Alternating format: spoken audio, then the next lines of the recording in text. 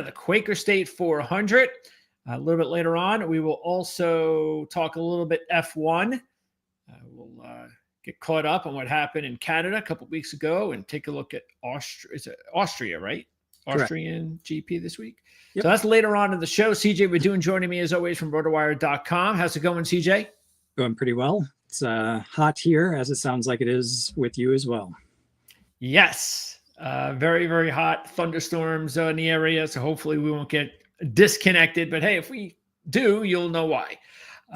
But yeah, we have so a lot to go over. It's the second race of the season. The first time we're going to be talking about a race or a racetrack that we've already seen in 2025. How about that? It's been a long time coming, and it's been a long time coming for a Saturday night race for a change too. So hopefully everything goes off well and we don't have to kick it over to Sunday.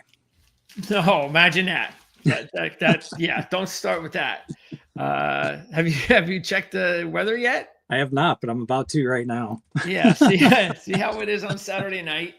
And who knows? I know CJ can't make it, but hey, if the timing's right and we can do a live show, or I can do a live show with the last 30 laps, maybe some of our best NASCAR friends will join me. Then look out for that, because that's always going to be a possibility with these super speedway races. We promise you at one point, CJ and I will do it together. We'll take a look at the last half hour of the race, and it should be a lot of fun when we can do that. CJ can't do that on Saturday, but again, if I can do it, another reason to always subscribe and look out. Also hit that notification, because you always want to make sure you can check out whether or not we are going to just pop in to the last half hour or so of a race. But again, it's always going to be those super speedways. Since I may be able to do it this Saturday, that leaves Atlanta, Talladega, and Daytona. Now I'm targeting that Daytona race, CJ. Maybe that's the one, the playoff cutoff. That's the one we may have to look at. You may have to take a look at your schedule a couple of months in advance and see whether or not, there's anything going on. Unfortunately, I can tell you right now that I think that is the one race I am going to miss, because I will be in. Oh, no, I will be here. I will be here. Why would you think you were? Darlington race that I am definitely not going to be here. I'll be in Australia at that time. Did I already know that? I think I brought it up to you maybe very early on, but probably not recently. And I actually just brought up the weather for Atlanta here. It says for Saturday, light rain with scattered thunderstorms in the afternoon. So hopefully it doesn't carry on to the evening. Okay. Well, excuse me. I just had to let my cat out. Okay. So that's good news. And of course, something will come up between now and then, though. But hopefully that will be a definitive live last 30 minutes, CJ and I right here. It'll be an exciting opportunity to check out who's in, who's not. So we'll put that on your calendar, and we'll keep our fingers crossed that we can put that together for sure, because we still have a couple of months, believe it or not, before we get to that point. Okay, let's talk first of all about what happened last week, and well, a few days ago, Pocono. It goes back to the whole reason why we have one race and why it's better off with one race. It just was not very entertaining at all.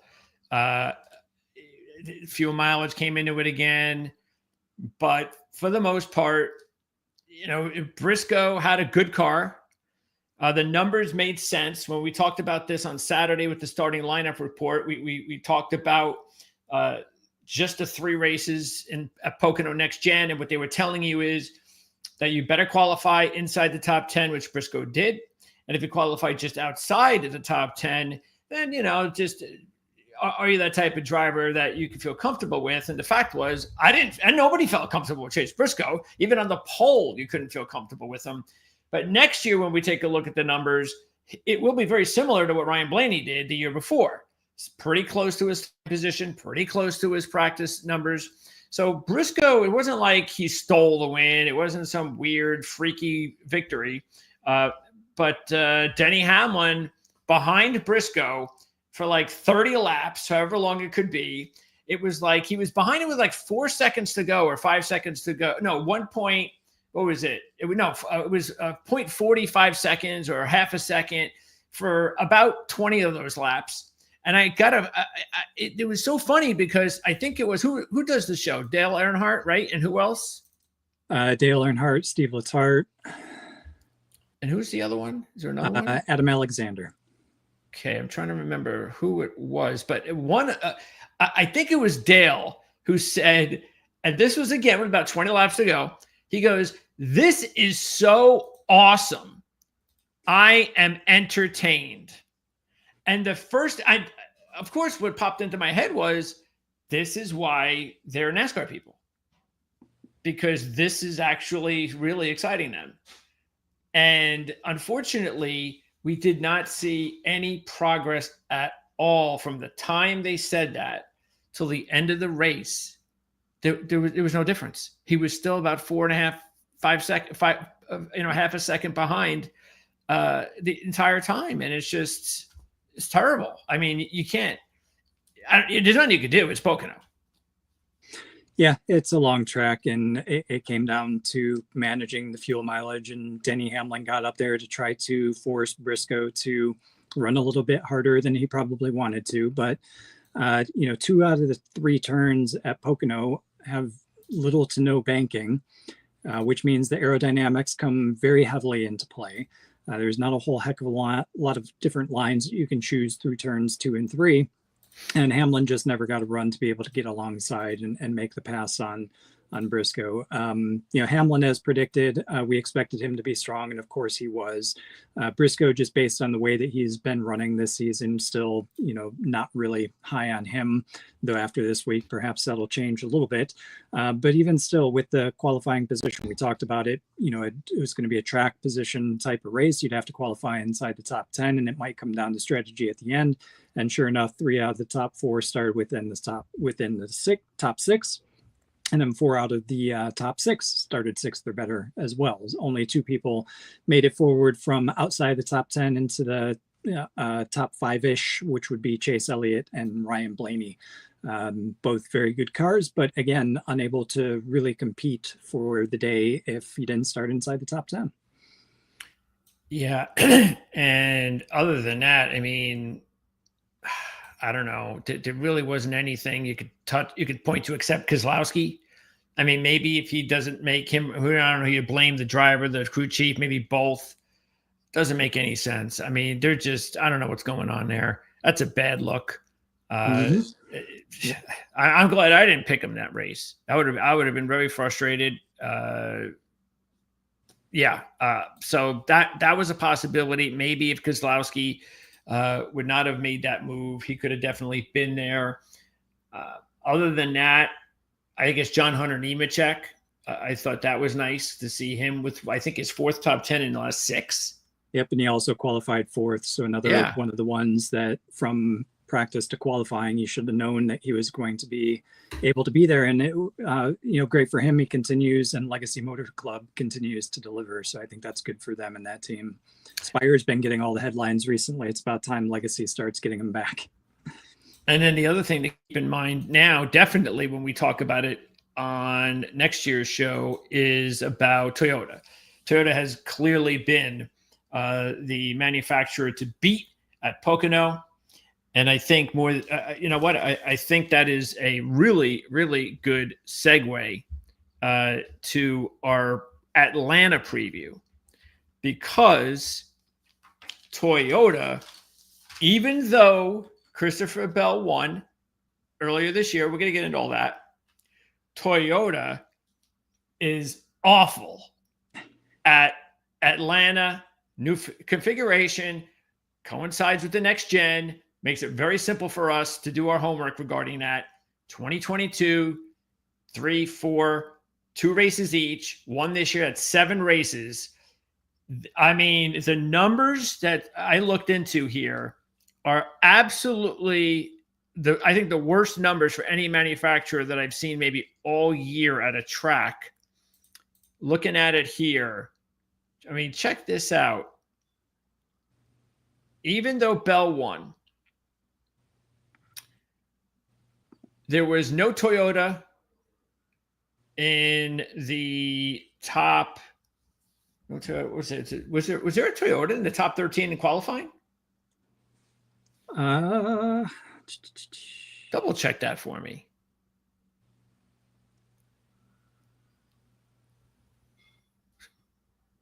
So far, no. I'm not seeing one. Okay, so Ford, they had 5. They had the top 5, right? Yeah, no Toyotas in the top 13 from what I can see. Yep. Okay, so no Toyota in the top 13. And remember, no practice at Atlanta. So they don't do practice at Atlanta. Never have with the new config. Ford, matter of fact, they did it once. They did it the first year, 2022. They decided actually practice was going to be more important, believe it or not, than qualifying because you go out there longer. And they wanted to check the track out and see how that would go. And then there was rain in the second race at Atlanta that first year, and that wiped everything out. So we do have one, and all 7 trips, races at Atlanta, new config, one practice session. That was in 2022. And by the way, the winner of that race, William Byron, back in 2022, had the 27th fastest car in practice. So throw that out the window. All right. Check this out then. We just told you this year's Toyota. Last year, in the 2 races, Toyota did not have a top 11 in the first race, and they did not have a top 19 in the second race in qualifying.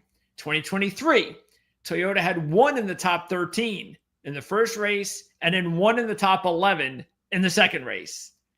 I mean, wow, that's really bad. And so if you just, this is why it's important to look inside the numbers, because if you would just see Christopher Bell winning, hey, by the way, it's got a Toyota.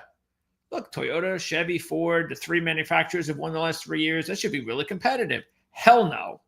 Toyota is, and by the way, we know what happened this year at that race. It was like the worst decision. It was the worst. We could probably put that in the worst decision of the year because we were getting ready for an awesome 3-driver final half a lap between Hocevar, Bell, and Larson. And as soon as Hocevar made the move to the middle and the 3 of them were there, they called the race. They caution. And they gave it to Christopher Bell, who hadn't led a lap the entire race. Toyota's had nothing, but he just found himself somehow there at the end.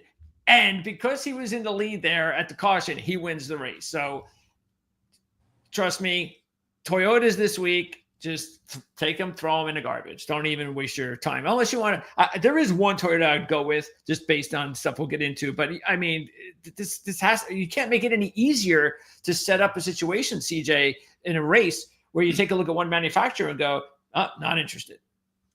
Yeah, and that's been true at all the super speedways, to be quite honest with you, Chevrolet and Ford, even this season, just at Daytona, they came out really strong at Daytona. That carried right through into Atlanta, back-to-back races, if I'm not mistaken, to kick off the year. You had 5 Chevrolets finish inside the top 10, 4 Fords, I think, something like that. Or I'm sorry, no, 3 Toyotas, 3 or 4 Toyotas. But Bell, yeah, I mean, the NASCAR decision to throw it on the last lap, there's always an element of luck in super speedway racing, but this really wasn't Christopher Bell's race to win. The last lap, or technically the lap that he led, was the only lap that he led. You had Cindric, Hocevar, Larson was there, Byron was there, and you got those late crashes that ended up creating the overtime finish that ended up, again, resulting in a crash after the white flag on the back straight, like you said. NASCAR hopefully has figured things out since then, because that was a rough couple of weeks where we were questioning it one way in Daytona, and then they went completely the opposite side of the pendulum in Atlanta. But that was definitely not Christopher Bell's race to win. Probably should have been somebody else, most likely a Chevrolet or a Ford. Yeah, you mentioned some of those cars. Let's keep in mind that while Kyle Larson had probably his best super speedway race ever And he led 12 laps and he was there at the end. Let's keep in mind that part of the reason that he's still just not, look, when you have bad results at, say, a super speedway or a road course, but let's say super speedway, it's because you're just not very good with the draft for whatever reason. You're just not. You have to, no matter how much of a veteran driver Kyle Larson is, it's not his thing. And you could see that in this race in the spring. He's not comfortable blocking. He doesn't have the feel for it. And he gets Cindric. He totally jams Cindric into the wall, which knocks out Cindric, who was one of the top cars all day, and then into his teammate, William Byron, knocking them both out. And he was still there at the end, of course.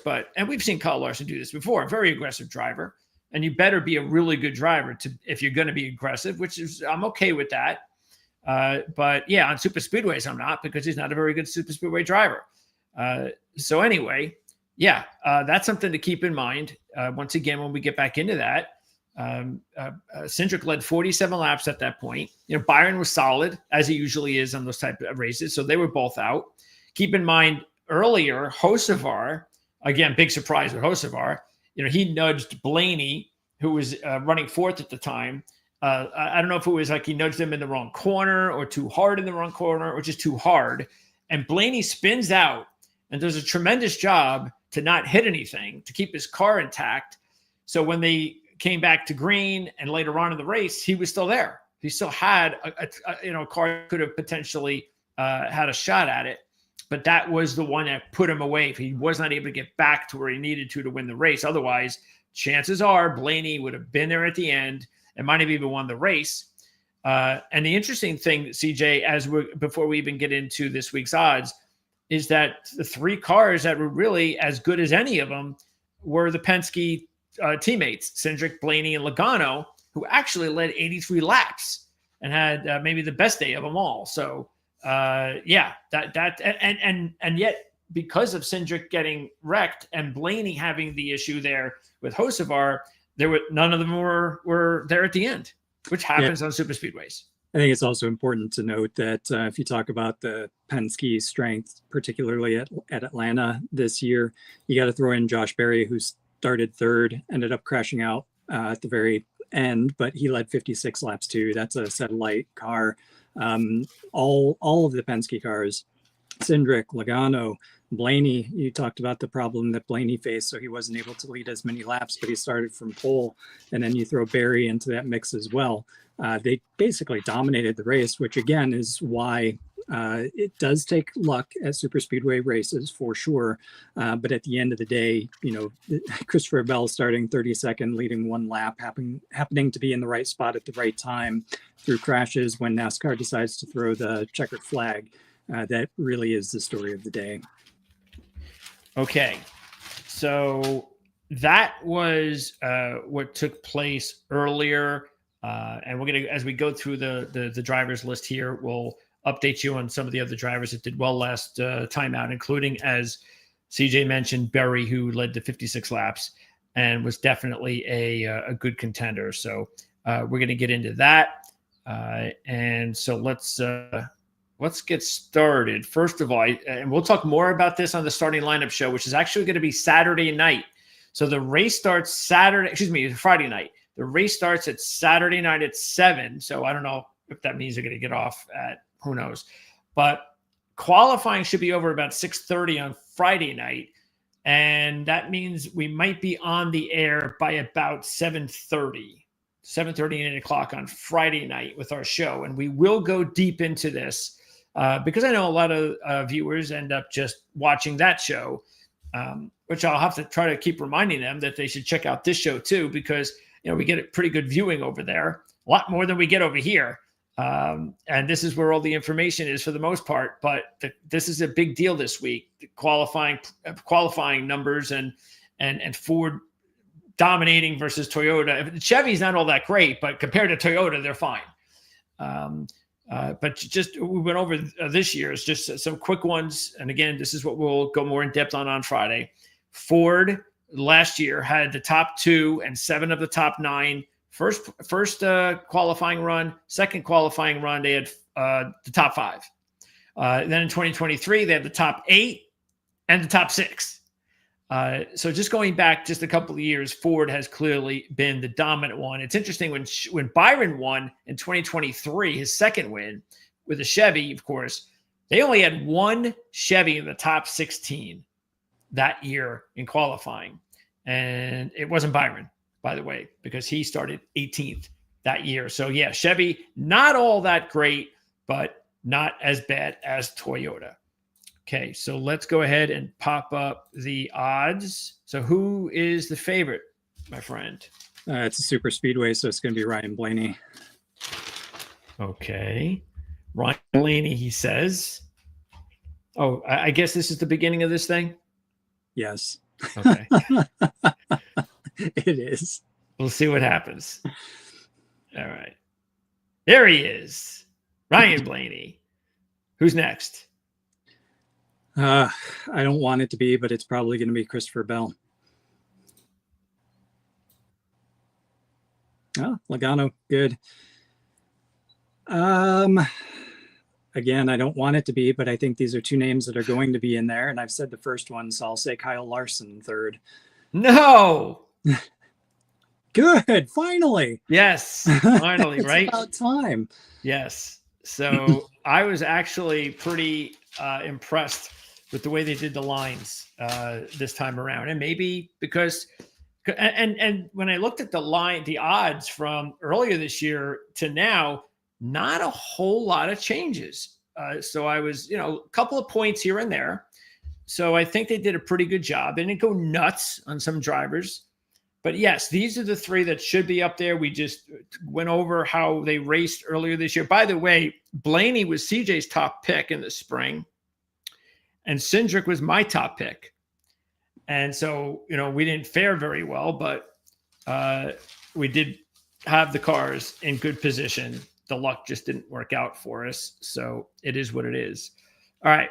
So as far as these 3, if we're going to take any of them this is one of the situations because the favorites are the odds are going to be pretty much like this. They're not going to get below this. If you have to give like 6-1 on a super speedway, then you probably just should pass. But 8-1 is normally where they'll go.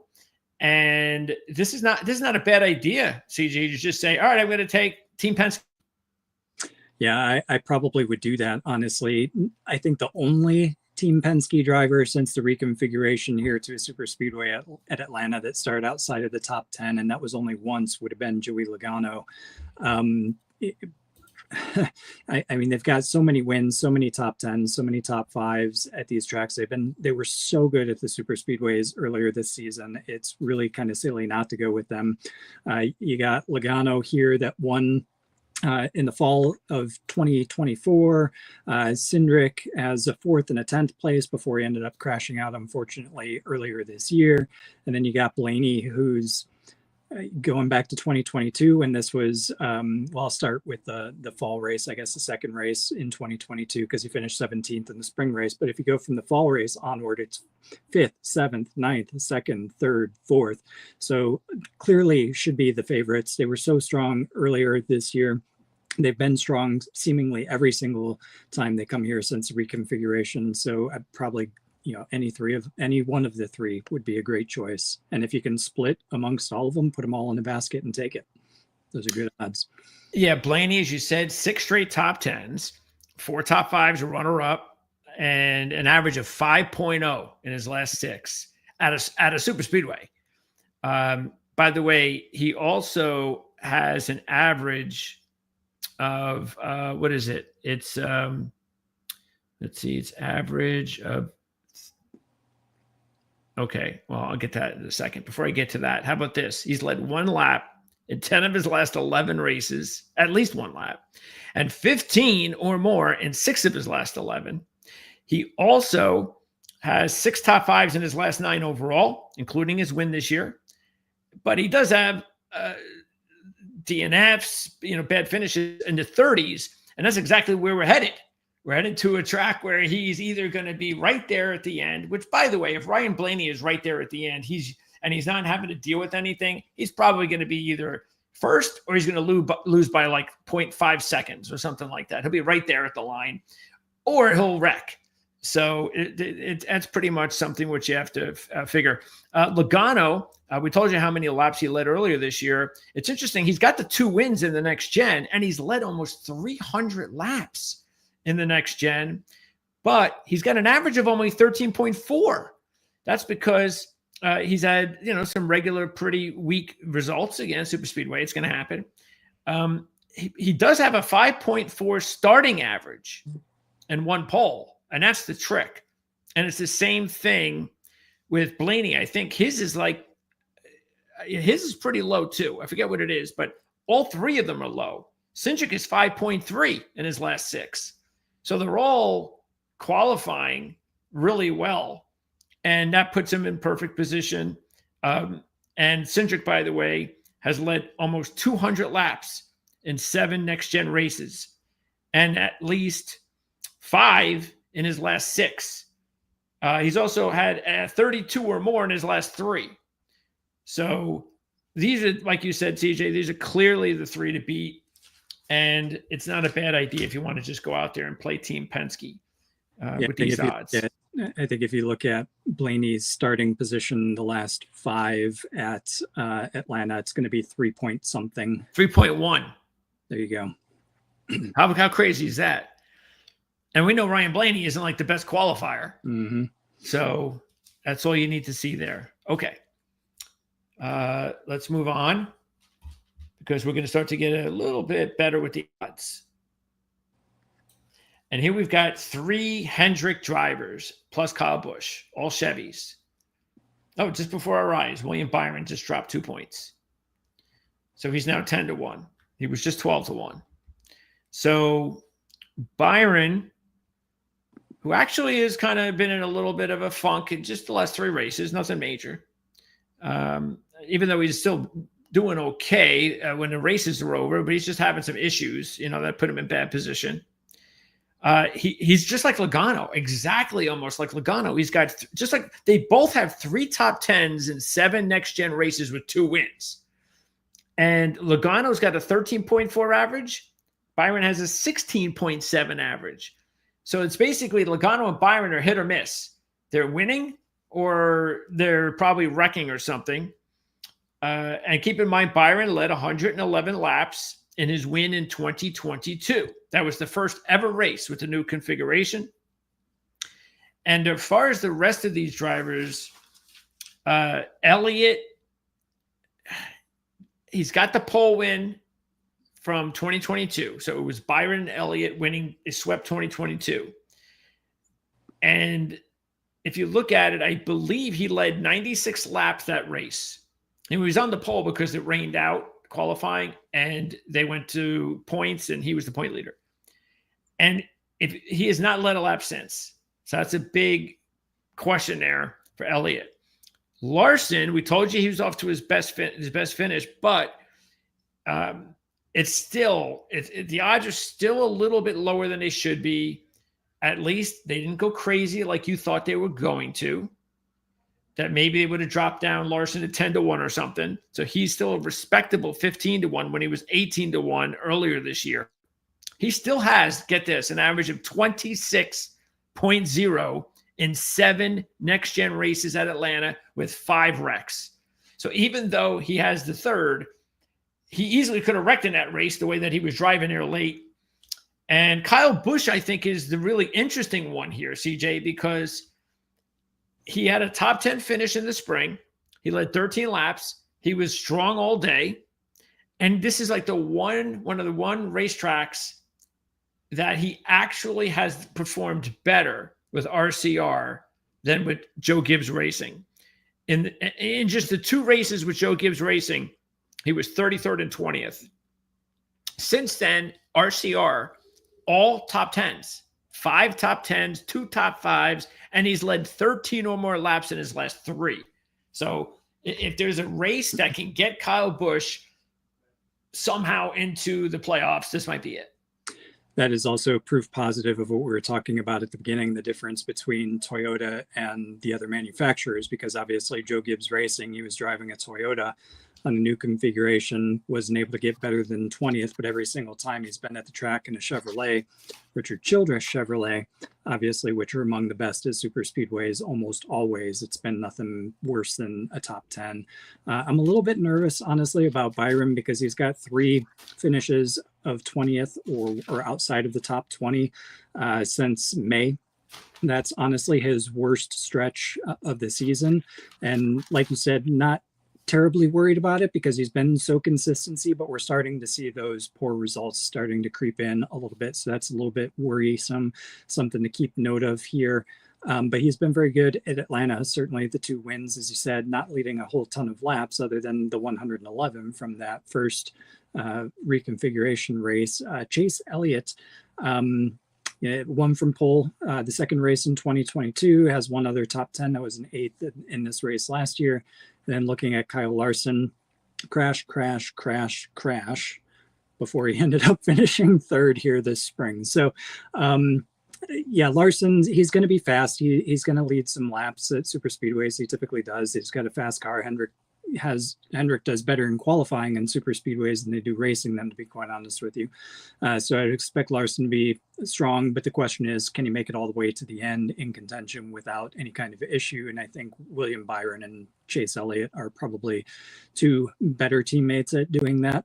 And Kyle Busch, I think, is the one that stands out. I would probably end up going with him over anybody here on this list just because of his consistency with Richard Childress Racing at Atlanta. All 10th place finishes are better. Yeah, the trick with Larson is going to be, can he, statistically speaking, after his first best race on a super speedway of 3rd, especially this track, can he do it again? Mm-hmm. And that's asking a lot. So that's why, the odds are probably not in your favor there. Not sure you're getting good value there, but hey, this is the only races you're ever going to get Kyle Larson with these numbers. So it's up to you if you want to try to take advantage of that. Okay. Now we go to the winner of the race earlier this year that shows you how little respect they have for Christopher Bell's win. So smart on them. Imagine that. And then Keselowski, who is not the same driver here as he was in his heyday. Actually, that was Talladega, but even here and in Daytona, it just hasn't been. I don't even know. When was the last time Keselowski won on a super speedway? It's been a while, hasn't it? Probably 3 seasons. I'll have to look that up.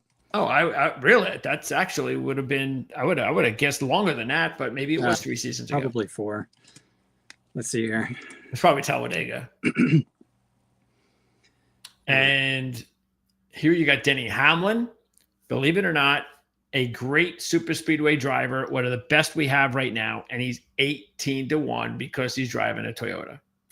And you were correct. Brad Keselowski, last super speedway win, Talladega, 21, so 4 seasons ago.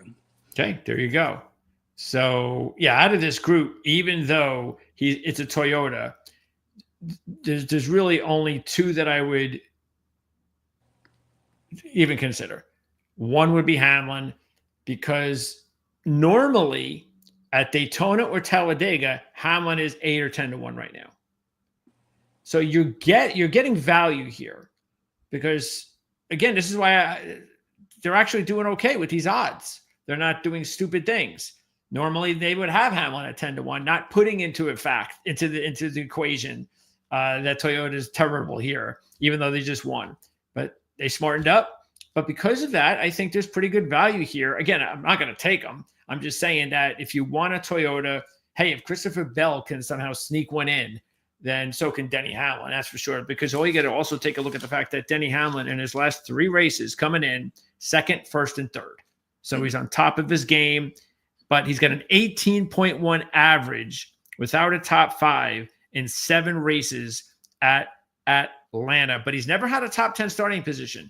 So keep an eye on that when we talk on Friday. If somehow Toyota has a couple of drivers inside the top 10, which would be a remarkable feat here at this track, and one of them say Hamlin, then you might have to think about it. But maybe by then the odds might come down. I don't think they should, but you never really could.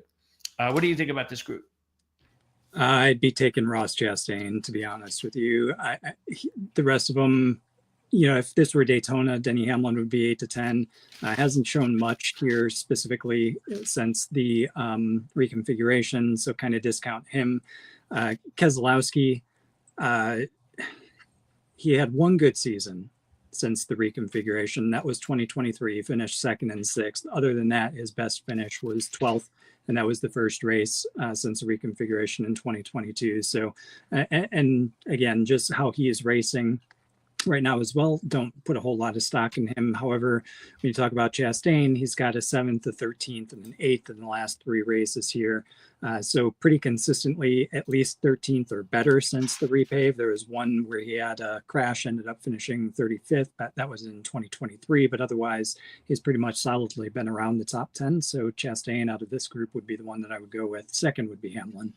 Yeah, I agree. Because again, those races, 8th this year led 25 laps, 13th last year led 13 laps. Those were his last 2 races. So he had a really good running in the spring earlier this year, and he's got the 2 runner-ups, and his teammates done very well, which we're going to get to in a little bit. So that's a good sign. So I totally agree there. By the way, Christopher Bell, his average starting position in 7 races is 23.7. His average result is 15.2, and that's with a win. So that's how well Christopher Bell's been racing. Aren't you surprised RFK hasn't done better here? Because Buescher and Preach can't throw it in, but Buescher, he hasn't really all been that great here as well. The 2 of them have just not done as well as you would think since they're driving Fords. Yeah, I would have thought that RFK, specifically the Fords, and Keselowski being so good on the super speedways, I would have thought they would have had more success. But that is also probably illustrative of the fact that this is a different kind of super speedway. It's a mini Daytona. Daytona is very much a handling and track position type of track. Less so on the track position, but certainly handling.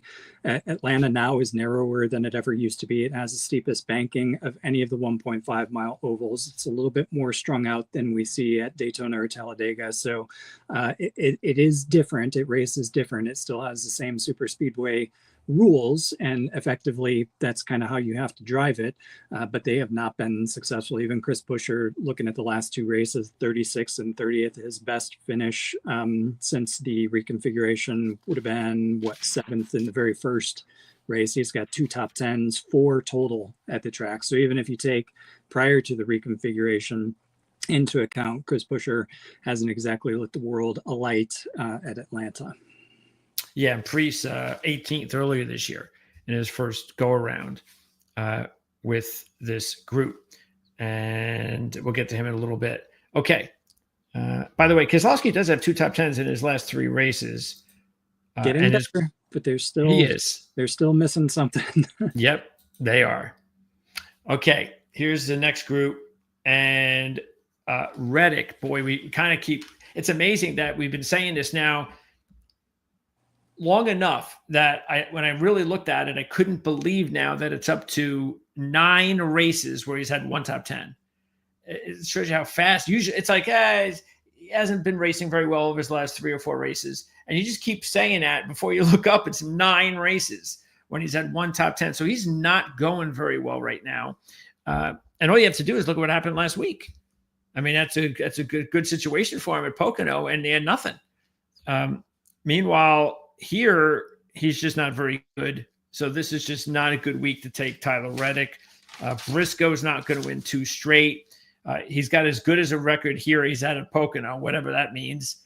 But unlike Truex and that group at Pocono, which they were always strong, that's not the case with Truex and that group on super speedways. So Briscoe, Briscoe should really be like about 45 to 1 here. He's got no chance unless he gets one of those, miraculous type of Christopher Bell wins. And we talked about Buescher, who has a 23.8 average in 7 races. And Hocevar is the one that definitely has to stick out because of I just wish we would have been able to finish that race the way it was coming. He makes a great move to go into the middle and to make it three wide. it would have been a tremendous finish, and maybe we would have had a wreck, but still, it would have been great. But he has gotten considerably better all 3 Cup races here, and he's never started inside the top 25. So we know how good of a qualifier he is. I wonder if that's this year. I wonder whether or not that will also be the case in this type of track. I doubt it, but hey, if he winds up qualifying in the top 20 or top 15, that's a great sign.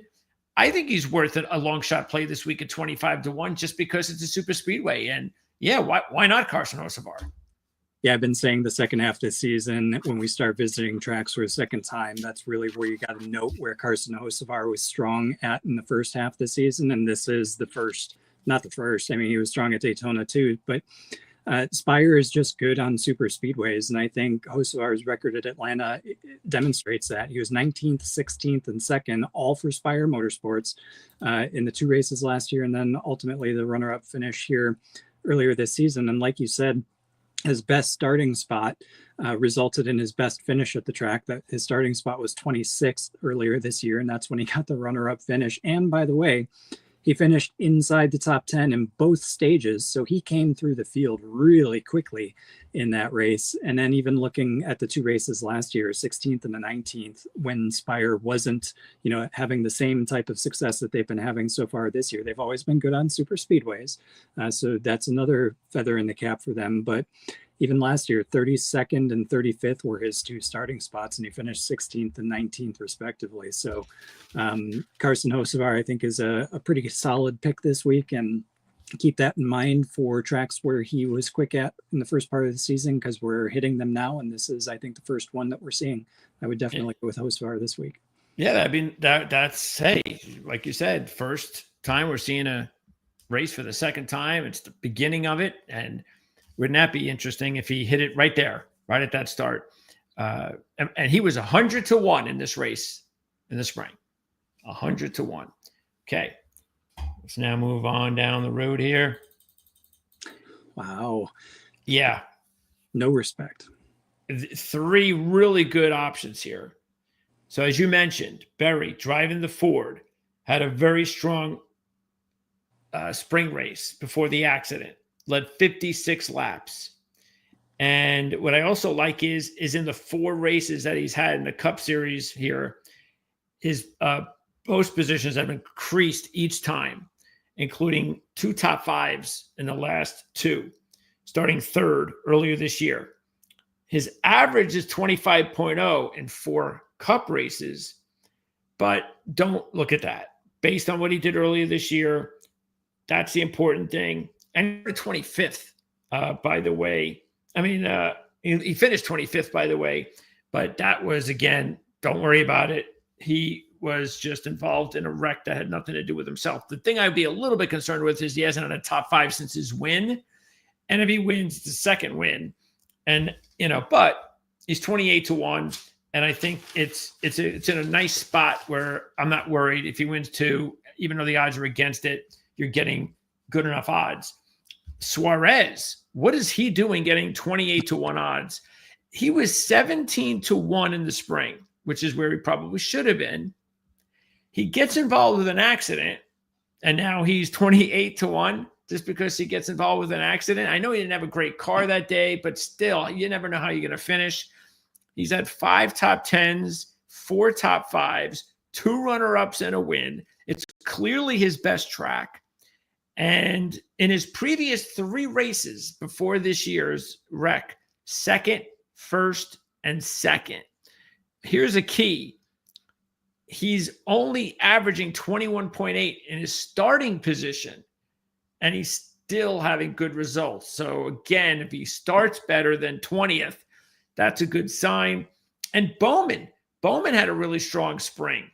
He's 28-1. And he also had an accident that took him out of it after a strong start, leading some laps. So he leads some laps, has a pretty strong car this year. And in his late race last year, he was 5th. So he's had back-to-back good races here. He's also had back-to-back good races this year. It's a positive sign, 4th and 11th. So he's starting to get some of that mojo back. And as far as Wallace, no way. Even though he has 2 top 10s and 1 top 5 in his last 3 here, the fact is that he is just, there's just so many other possibilities to choose from than to take Bubba Wallace in this group.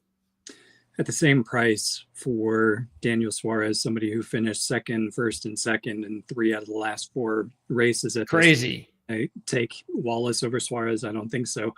And by the way, you mentioned Suarez's average starting position. He hasn't started better than 23rd in the last 5. And by the way, that's when he got his second, first, and second place finishes. So it may not matter where he qualifies. He tends to be good at this track, it seems. But certainly if he qualifies inside the top 20, that's got to spell a lot of potential success for him Saturday night. Okay, so you would go with what's the order here of the top 3? Honestly, Barry would be first just because of how strong he was earlier in the year. They're all the exact same odds. So I would go Barry, Suarez, Bowman, and then Wallace. Okay, let's move on down. Okay, so here are some more interesting long shots. Not Ty Gibbs. He's driving a Toyota. Forget him. Okay, so Gilliland, who was actually my long shot in the spring, and he did not disappoint. He also got into a little bit of a issue late, but he wound up leading some laps. Matter of fact, I think, if I'm not mistaken, let's see. Bowman and Gilliland were my second and third choices. And midway through the second stage, they were first and second. But this is a super speedway, and that's that doesn't mean anything really. But that they did, both of them, Gilliland and Bowman, they were there for a little bit. They showed that they could be there, but then they got into problems. The edge Gilliland may have is he's driving a Ford, and he has led laps here. Matter of fact, he had that big spring race last year, leading 58 laps. In his last 4 races, he's got a 5.2 starting position. So that is something to keep an eye on, and keeping in mind that you might want to think about taking him now, because if he does start in the top 5, those odds with the Ford might drop in half. So keep an eye on that. And by the way, he was 7th this year. So he still ended up 7th this year. And even though we did not have, I forget what his finish was when he led all those laps in the spring. But anyway, Stenhouse is also someone to consider. In his last 4 races, all top 15s, 3 of them top 10s, 1 top 5, which was 5th in the spring. He's got a 27.4 starting position in 7 races. So again, another driver to keep an eye on if he does a lot better than that on Friday night. McDowell was, I believe, your long shot pick earlier this year. He did not have a disappointing day, but overall, you could see why he was your pick. 2 poles in his last 3 races, and he led 30 laps from the pole and also led 27 laps from the pole in the 2 races in 2024. He was 4th in the fall of 2023. So out of that group, even the 3 there, Gilliland, Stenhouse, and McDowell, are not bad long shots. I agree. I would take Stenhouse first because we all know how great he is on super speedways, and he's aggressive. And I think that's how you've got to be at this smaller super speedway. So assuming he can get to the end, he probably should be in contention. McDowell, just as we were talking about earlier with Spire Motorsports, that team has always fielded really good super speedway cars, as has Front Row Motorsports, which is why he got the 2 poles prior to moving over to Spire. But even with the 24th place starting spot, he was able to get to the 13th finishing position by the end of the race. So I think that speaks really well for McDowell and his ability to move forward. And then thirdly, nothing to sneeze at with Gilliland either. At Front Row Motorsports, that was the team that McDowell had the 2 poles with. Gilliland hasn't started lower than 9th in his last 4 races at Atlanta. Just needs the finishes to go with him, and he led 58 laps and finished 26th, as you said, in the spring race in 2024. Led 7 laps in the spring race here this year. I think I would rank them Stenhouse, McDowell, Gilliland, and then obviously Gibbs for what it's worth. Okay. All right. So This is silly. Didn't we have Connor Zillitz as like a co-favorite in a road course race? We did, yes. Okay. And we know how that worked out. So, hey, it's a super speedway. He's got a better chance. It's a freaky situation, but still, this is none of this makes any sense. But maybe it does. So maybe the first glitch in their odds this week. But hey, it's a super speedway. Anything can happen. Priest, Jones, Gregson. As far as those drivers, I would be. We talked about Priest. So he's never had a good history here, even before joining RFK this year. But he has 4 top 10s in his last 6 races. So if there's a time that maybe the luck will be on his side, that would interest me a little bit. And he's driving a Ford. So, he's not a bad long shot idea at 50-1. Eric Jones as well. Eric Jones has 4 top 15s in 7 races, NextGen. One of those is a top 5. And in his last 5 races on the season, he's got an average of 12.2. So Jones is starting to pick things up. Keeping in mind, though, that his last 3 finishes at Atlanta, not very good, but still, it can happen at any time. Gregson has been a very disappointing 31.4 average in 7 cup races at Atlanta. But he's got 12.6 starting average in his last 3. So that's a solid note there. Yet he finished 34.6 out of those 3. They were all wrecks. And if you look at it, he was involved in incidents in 6 of his 7 cup races. The only non-incident was when he made all 260 laps in one of the races and finished 12th in the 2023 spring race. But other than that, there's not really much you can go on. I don't think this is the super speedway to take him. I would probably go Eric Jones first, and maybe Ryan Preece is not a totally bad idea. I don't think Priest is a bad idea at all because he can get to the finish. You compare that with Noah Gragson. I'd love to put Noah Gragson first, and my heart wants to because I think he's got a car. Again, the Ford, the Front Row Motorsports can do great things at super speedways, but he's just got to figure out a way to get to the finish. Maybe once he gets to the finish, then we can start talking about him. But probably agree with you. I think Jones, then Priest, and then Gragson if he can finish. Okay, next group. All right. Out of this group, the 2 guys that stick out would be AJ and Hunter Nemechek. AJ, you get 65-1, and he was 14th this year and did not race in 2024 in the Cup. 2023, he finished 3rd and 16th. That's an 11.0 average. He's also, in his last 3 races, in those 3, he has gotten better each time out in qualifying. So that's a good sign. And in 4 Xfinity Series races, he's got a 7.2 average with 2 top 5s, and he's led 114 laps. So AJ's good in these types of races. You're getting 65-1. Meanwhile, John Hunter Nemechek, the big knock is the Toyota, no question, but he's 70-1. That's okay. If you want to put a buck on him, that's okay. He was 10th this year. He also has 4 top 10s in his last 7 on the year, as we said, and he has an Xfinity win at Atlanta, and he's at an average starting position of 2.3 in 3 Xfinity Series races, meaning that he can really run good laps here at Atlanta. So yeah, why not? He's a Toyota, but hey, it's 70-1. Yeah, John Hunter Nemechek looking really good there, especially considering the run that he's been on with back-to-back 6th place finishes in the last 2 races at 2 completely different tracks. Why not do it again at a 3rd completely different track? Another one to look at certainly is Zane Smith. Earlier in the year, when nobody was really talking about him, he qualified 7th and finished 11th. So a really good outing for him, probably flying under the radar. I think those are pretty good odds for Zane Smith as well. Okay, and then the one that clearly sticks out here is Justin Haley at 80-1. He was 50-1 earlier this year. He's got the Daytona win. He has 4 top 12s in 7 races at Atlanta. He's got a 14.8 average. And also keep in mind, he's never had a top 15 starting position here. So that's something to watch when we talk on Friday night. and he's also been pretty good in Xfinity Series here.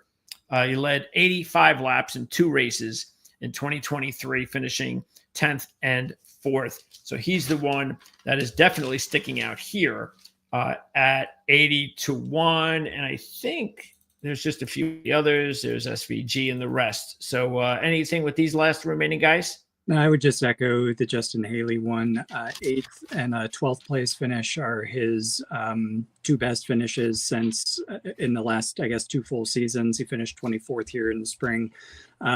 He's pretty good on super speedways, and we talked about Spire Motorsports and how they've been coming forward and how they always have a really good super speedway package. This is his 2nd time at the track. He's done pretty well here in the past. Why not do well again here this fall? 2nd race at this track with Spire Motorsports. So Justin Haley would be my top choice out of the deep long shots. Okay, so let's go ahead and go with our picks. I believe I pick first. Yes, you do. All right. So I guess I'm not going to do anything. Let's see. Yeah, it's got to be a Penske driver. So which Penske driver will I take? Let's see. You know what? I'm actually going to go ahead and take Cindric. Wow, you just made it hard for me because I assumed you were going to take Blaney. I have to go with Blaney. I thought for sure you were going to take him, and I was instantly going to go for Logano and be happy with it. But since you put me on the board, I have to take Blaney. Yeah, I just think that Cindric's been so good here. He's got the Penske deal, and he's maybe overdue for a win at this racetrack. So other than that, we know Blaney's the best, and you're getting 8-1. So, but hey, I can be biased at sometimes, and I definitely think he's the driver to beat. But yeah, this might not be a bad week for Cindric. Okay, next up, let's see. You know, I'm going to go ahead with Kyle. This might be the last time I'm going to even venture to take Kyle if he does not perform well, because it's just, you know, this is got, I don't know any other race track. I don't care what his numbers are, and I'm probably not, because he doesn't have, what should I say? He doesn't have any good numbers at any other racetrack with RCR. So if he's going to do it, it's got to be this week. How deep do I want to go?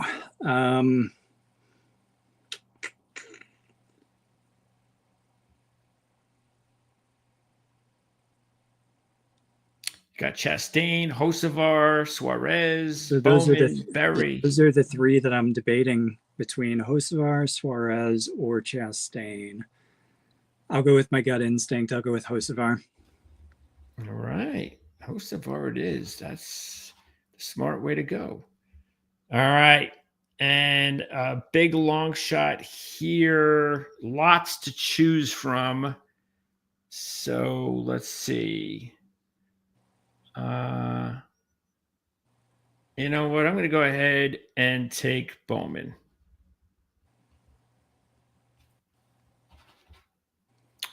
That leaves you with the final long shot pick. Suarez, Berry, Jones, Gilliland, Stenhouse, McDowell. I'll go AJ, John Hunter. I'll actually go John Hunter Nemechek. Toyota, John Hunter Nemechek. Imagine that. Imagine Toyota sweeps Atlanta. How crazy would that be? It would be crazy. I don't think it'll happen, but we'll see. Yeah, that'll make us really look smart. Okay. So that is going to wrap it up here for our NASCAR coverage. If you're an F1 fan, we are going to get into that. But before we do, you're going to have the DFS RotoWire report for Atlanta, and that should be ready on Friday when I do the report, correct? That is correct. We'll have the fantasy preview, rotowire.com, and a link in the description of this video sometime on Friday to get you all ready to set up your fantasy rosters for Saturday night. Okay, so there you go. Don't forget, again, should be somewhere between 7:30 and 8 o'clock. The video should be ready to be posted up on the site. regarding the starting lineup report here from Atlanta. And look out for Kevin Rogers and his pick. His video should be out either somewhere between Thursday and Saturday. So look out for that as well. Don't forget to subscribe, like, and share. We appreciate all that. That is really a good way to support the channel. And shout out to one of our top viewers, Lana, who mentioned her pick for Byron at Pocono. He was my pick too. I know. Yeah, it didn't work out. So what are you going to do? We'll see if he can get out of his little 3-race rut. And we will talk to everybody on Friday night. I can't believe I'm saying that. But it is. And by the way, what's up after Atlanta? Oh, you're gonna love it. We go to the Chicago Street Course next. That's back-to-back road, right? It's Street Course and Sonoma. And then Sonoma, correct. Okay.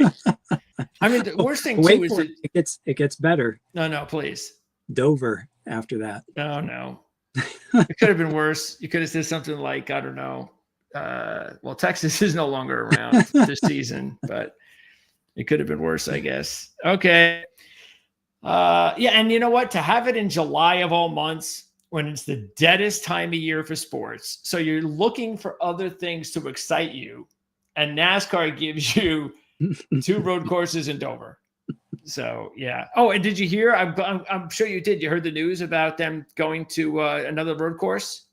Yeah, looking at Philadelphia. Street course. Not road course. Yep. Street course. Yep, looking at Philadelphia. I mean, please, if you're going to do that, please tell me you're knocking off another road course. We'll see. I mean, or knock off a race that we don't like. Is there another race that we don't like that we know that they could possibly get rid of? Pocono? No, they'll never do that. Texas. That would be nice, but they won't do that either. But that would be, we could live with that. So. I would have a feeling that if they go to another street course, they'd have to take Chicago off. I can't see Chicago stay. So swap it, sort of like Chicago, Philly, that kind of thing. I could see a street course as kind of a rotating type of thing where they go to some big market as a novelty for a couple of years and just keep that moving around the country. That makes a lot of sense to me. I think which means they won't do it. Yeah, well, give them a little hope, maybe us a little hope. Okay, so let's get into some F1 now. Austrian Grand Prix. Okay, so before we get into the Austrian Grand Prix, we've got to take a look back at Canada, the Canadian Grand Prix, because we did not talk about that last week. George Russell gets the win. It's the first non-Max and McLaren win of 2025. Plus, believe it or not, Antonelli on the podium. Wow. Who would have thought that? Russell and Antonelli on the podium. That would have been a big payday if you put that parlay together. So why was that the deal? What made Canada such a freaky result? Is this something that is just completely out of nowhere, or is now Canada all of a sudden a track where crazy things can happen? No, I don't think it was completely out of nowhere, because Mercedes and George Russell have just been executing. We've been talking about that all season long. I think the conditions with Canada and the layout of the track just really favored Mercedes that weekend. If you remember, that weekend was actually cold, unlike now, where we're all dying here in the heat. Montreal was actually cold that weekend, and the colder temperatures coupled with slow corners meant that Mercedes was able to manage their tire temperatures appropriately, and George Russell and Kimi Antonelli capitalized. So I think you're going to see a very different race when we come to Austria here this week, because you've got a track that has medium and high speed corners. The temperature is going to be significantly warmer. I think that will be a real true test to see where Mercedes actually stands, which, quite honest with you, I think it's more like third, fourth in the ranking. I still think it's McLaren top of the heap, Max Verstappen it behind the wheel of the Red Bull, and then pick your choice between Russell and Mercedes and Ferrari, depending upon the track and the weekend. But really, the conditions and the layout of Canada being a cold weekend, that just all played right into George Russell and Mercedes' hands. Okay, so it took them almost 6 hours, 5 hours and 34 minutes to come up with a final decision on who won the race. Why did it take so long, and what was that about? There were caution periods. So there was a safety car period with Russell in the lead and Verstappen behind him. Under safety car rules, you're not allowed to pass. On the back straight, under the safety car, Russell slowed down. Verstappen slightly went ahead of him. His nose went further forward than Russell. So does that count as a pass or not? Russell immediately called on the radio and said, he passed me under the safety car. Verstappen was equally right on the radio saying, Russell slowed down unexpectedly, and I had to swerve to avoid him, or whatever the case was. And that took 5.5 hours to figure out. Now, the reason why it took 5.5 hours to figure that out is that the FIA and the race stewards investigate infractions in the order in which they're received, not by the level of importance. Given all of the other infractions that they had to review, you would have thought this probably would have risen to the top. And if you're ranking by terms, you would think so. You'd think this one probably would be at the top. However, since they do it in first in, first out type of order, that's why it took so long. At the end of the day, it was a giant nothing burger. They're both claiming on the radio that the other did something wrong, trying to get, a favorable penalty. Quite honestly, to me, as a soccer fan, this is turning into what you see in soccer, and why a lot of people don't watch soccer, because you got people that are diving just trying to get fouls and penalties. And I think that was exactly the case that we saw here. At the end, it didn't matter. Verstappen didn't pass him. Russell didn't, explicitly slow down, didn't brake check him or anything. And FIA continues to be inept by not ranking or looking at infractions by level of importance, but simply in the order in which they're received. So fault all around on this one, in my opinion. And again, I'm far from an F1 expert, but or even trying to understand the differences between the drivers' mentality in both series, NASCAR and F1. But I don't know. It's just, like you were saying, there's a lot of weird stuff going on now with the drivers. You just wonder whether or not you're in a situation where these drivers have these, they're high strung as well. They should be, and they can't, like what they say in NASCAR, let them have it, work it out on the track. But you can't work it out of the track in F1. That's the problem. If you try to work it out on the track in F1, you'll get penalized. If they try to work it out on the track in F1, you also end up what you had in Austria last year, which George Russell also won. But Lando Norris, if you recall, was racing Max Verstappen for the lead, and the pair collided going into turn 2. They both ended up with penalties, and they both ended up with damaged cars. So I agree. The conversation we had several weeks ago, I would love to see Max Verstappen come over and try NASCAR. It's a more style of racing where they put it more into the driver's hands. You can't do that, number one, with the cars in Formula One, but then number two, I think they just over officiate. And IndyCar used to be that way, but I think IndyCar has gotten a lot better in the last couple of seasons. I think we're seeing some pretty fair rulings from IndyCar. I think with NASCAR and Formula One, we still have ups and downs in terms of the officiating. Boy, man, if I mean, obviously there'd be a lot of things I would do if I had a lot of money, but one of the things I might do is I would pick up the phone and call Max's people and say, hey, I got a sponsorship deal for Max NASCAR, name is price. So it'd be interesting. Yep. Okay. Why on earth did the two championship race leaders with 3 laps to go in a race where they're 4th and 5th, which they might as well be 30th in F1, why are they going toe to toe and putting themselves in a position which actually ended up happening where Norris wound up wrecking? Why would they do that? Your guess is as good as mine. It was a total bonehead move on Norris's part. If you watch the replay back, Piastri took the racing line. You come off of the wall of champions and you come toward the inside of the track or the outside of the track, since Canada goes the opposite direction, before taking turn 1, before setting yourself up in a straight line for turn 1. And that was exactly the line that Piastri was on. And if you look at Norris behind him, there was never any chance of room for another car to be there.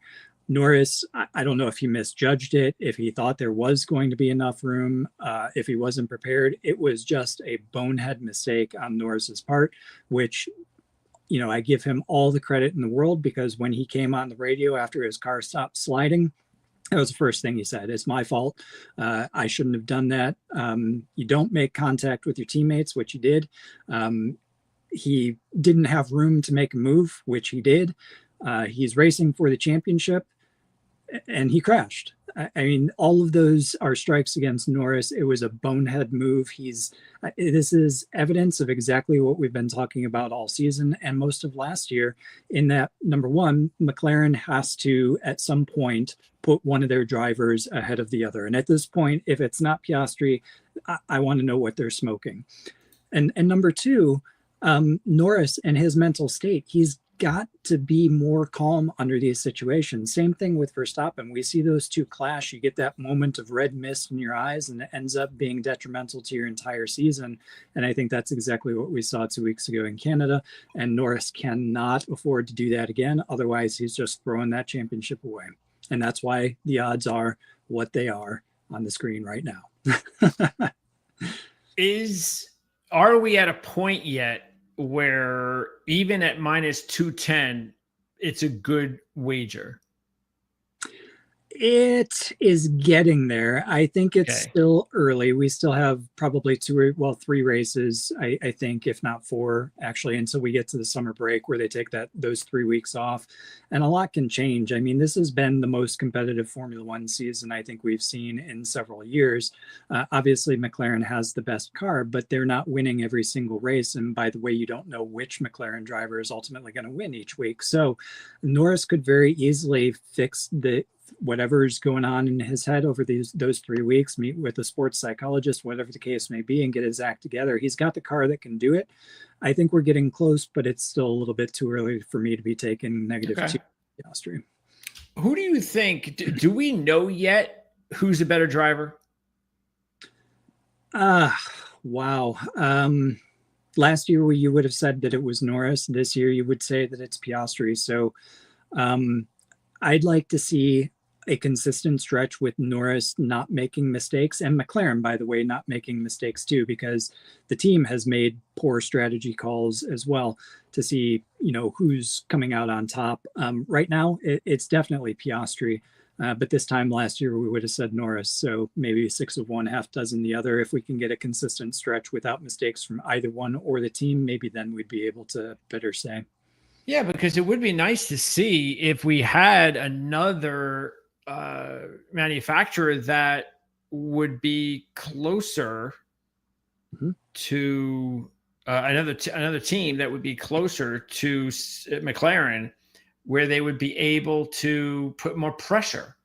Absolutely. And maybe that would, because that would give us an idea of whether or not they are, like, do they have the people that are championship worthy? Because sometimes when you just have the best car, you know, sometimes I know most of the time in this particular series, if you win championships, if you win a first one, a lot of times you're going to win a second and a third. And we've seen that happen a lot. And those are great drivers.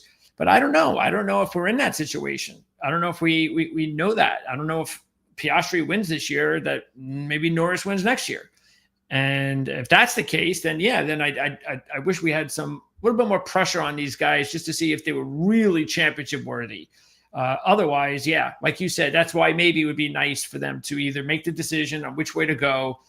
I don't know. But if they do that, then for the fans' sake, that's not what the fans probably want to see if they're not Piastri or Norris fans, because they want to see them duking it out.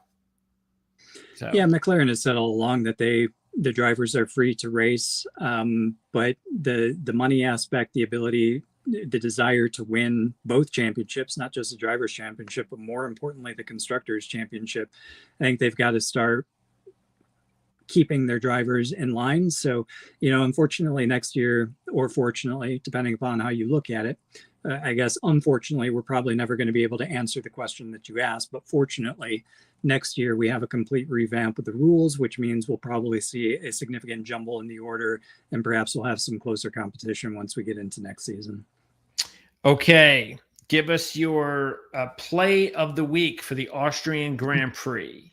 Play of the week, honestly, is going to be Max Verstappen. So I think Piastri is the deserved favorite here. But Austria's Red Bull's home. This is the Red Bull Ring. Max Verstappen's been very good at this track. He was on his way to win last year, won the year before he ended up colliding with Norris. This is a place where if Verstappen can pull out that magical qualifying lap, he can keep the competition behind him throughout the race. And I think that the Red Bull is going to be stronger here than certainly we saw at other tracks throughout this year. So I would not discount Verstappen to really give a good threat to Piastri and Norris this week in the McLarens. I do think Piastri is a deserved favorite, but from a value standpoint, I think you're getting some really good value with Max Verstappen there because, like I said, if he gets that pole position or if he gets a great start and is able to lead into turn one, this is a track where he can keep the competition behind him. And if somebody is looking for that George Russell or Antonelli type of long shot this week, what kind of a long shot best advice you'd give them? So you'd be looking at a podium finish, and you'd probably want to be looking at Antonelli, to be honest with you. Really? Again, Mercedes just continues to execute.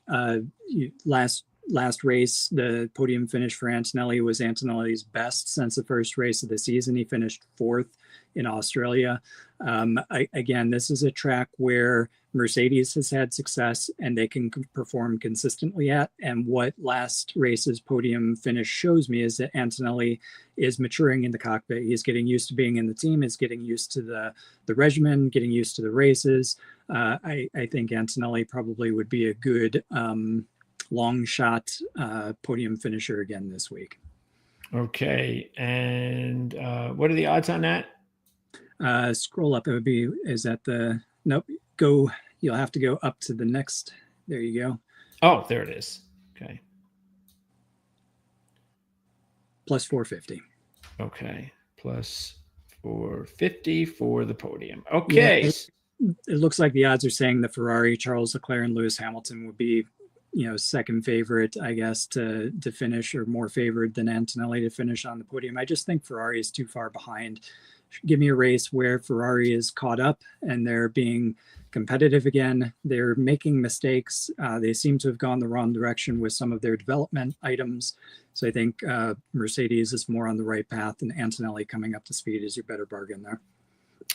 And the F1 movie is out in a few days. I've seen mixed reviews. I don't know what you've seen. What I've seen is that if you're an F1 fan and that's really your main thing, is you want to go into a movie theater and get the whole,